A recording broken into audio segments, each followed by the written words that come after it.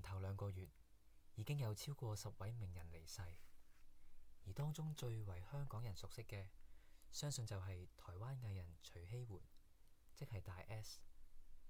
另外就係香港藝人方大同。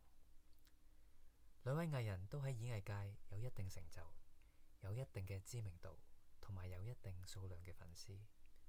作為一個藝人或名人，除咗有一定嘅才華之外，人格魅力都非常重要。例如我最欣賞方大同嘅其中一點就係，當年薛凱琪想輕生，但俾方大同救返，所以方大同可以話係薛凱琪嘅救命恩人。懂得關愛身邊嘅人，就係好值得學習嘅人格特質。